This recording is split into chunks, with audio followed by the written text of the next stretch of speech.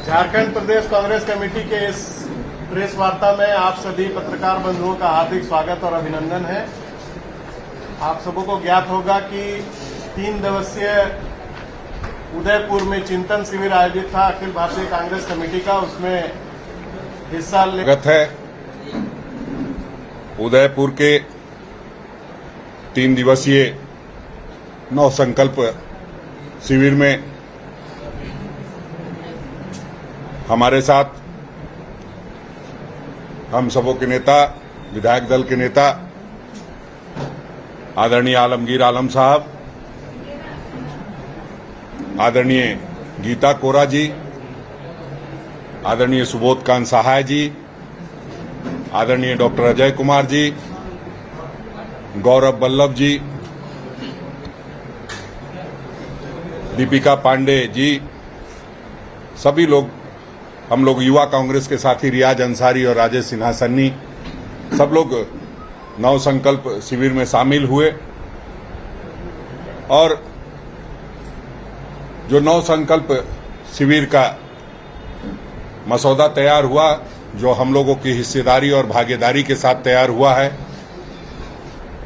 जो जितना कहा जाए सराहनीय पहल है, क्योंकि प्रायः देश के अन्य पार्टियों में ये देखने को नहीं मिलता कि सभी नेताओं की राय लेकर के कोई मसौदा तैयार हो।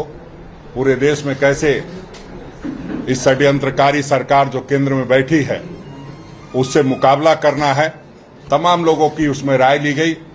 राय के उपरांत जो बातें सामने आई है वो ये है कि संपन्न भारत, सामाजिक सौहार्द व समावेशी विकास केंद्र सरकार को रास नहीं आ रहा है। केंद्र सरकार ने लगातार छोटे हो मझोले हो तमाम लोगों पर हमला करने का काम किया है। किसानों की जो दुर्गति बनाई है वो किसी से छुपी नहीं है।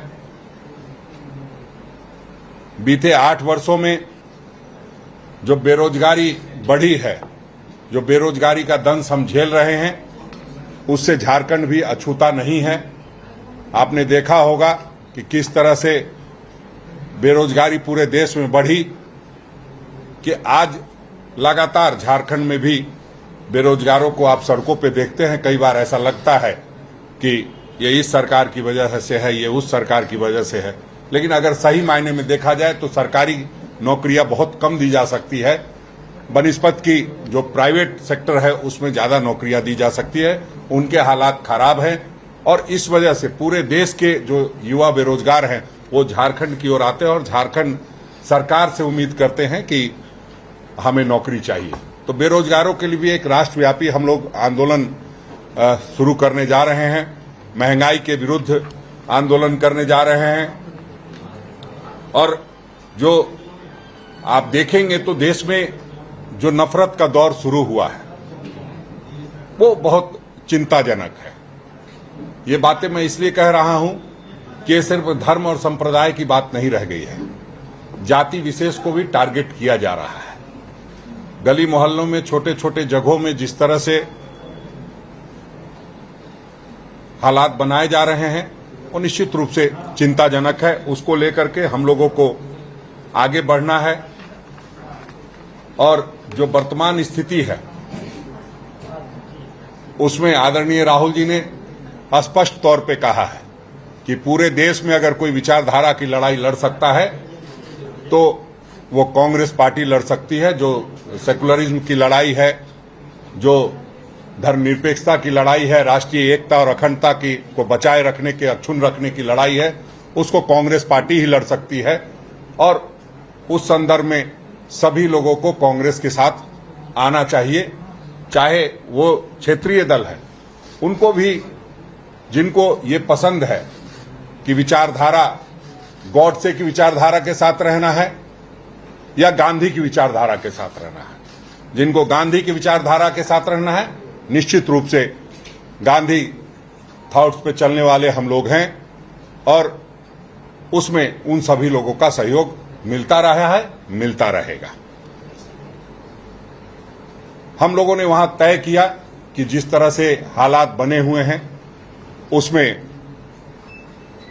भारत जोड़ो आंदोलन की शुरुआत की जाए, जिसका नेतृत्व आदरणीय राहुल गांधी जी करे। हम लोग पदयात्रा के माध्यम से भी इसको, जो भारत को तोड़ने की कोशिश हो रही है, उसको जोड़ने का काम करें। लगातार जिस तरह से बातें सामने आती है, आपने देखा है, ये कहने की बात नहीं, आप सभी अपनी अपनी निगाहों से देख रहे हैं कि किस तरह के हालात देश में पैदा हो रहे हैं। हमें डर लगता है कि कहीं हम गृह युद्ध की ओर तो नहीं बढ़ रहे हैं, कहीं हालात इतने तो खराब नहीं हो जाएंगे जो श्रीलंका जैसे देशों में भारत भी गिना जाएगा। तो हम इन सारी बातों को लेकर के सभी लोगों ने चिंता व्यक्त की है और पार्टी संगठन को लेकर के भी बहुत सारी चर्चा हुई है। और हमने पहले भी कहा है कि 90 से 180 दिनों के अंदर जो प्रदेश में संगठनात्मक सशक्तिकरण का कार्यक्रम आदरणीय अविनाश पांडे जी ने शुरू किया हुआ है, उसके तहत हम लोग पूरे प्रदेश से लोगों को समझने का प्रयास कर रहे हैं। 50% चूंकि युवाओं को भागीदारी देने की बात है, तो उस 50% के लिए हम लोग काम कर रहे हैं कि 50% युवा कैसे ब्लॉक स्तर पे आए, कैसे जिला स्तर पे आए, कैसे प्रदेश स्तर पे आए और कैसे राष्ट्रीय स्तर पे जाए। तमाम वैसे लोगों को सशक्तिकरण, जो संगठन सशक्तिकरण चल रहा है, उसमें जो हमारे आदरणीय संयोजकगण हैं, वो सब लोग अपनी अपनी भूमिका निभा रहे हैं। और हम समझते हैं कि जो हम लोगों ने फैसला लिया है 9 संकल्प शिविर में, वो हमने पहले यहाँ चिंतन शिविर और जनसंवाद के माध्यम से जो हम लोग लगातार कर रहे थे, उससे हमें फायदा मिलेगा ये कि हम बहुत जल्द तैयार मिलेंगे। जो अखिल भारतीय कांग्रेस कमेटी सोचती है, उससे मीट करने में हम लोगों को वक्त नहीं लगेगा। पदाधिकारियों को, जो 50% पदाधिकारी हैं, फिर एक संवाद की बात हमने पहले भी आप लोगों से कही थी, उसको वहां पर भी उस पर चर्चा हुई।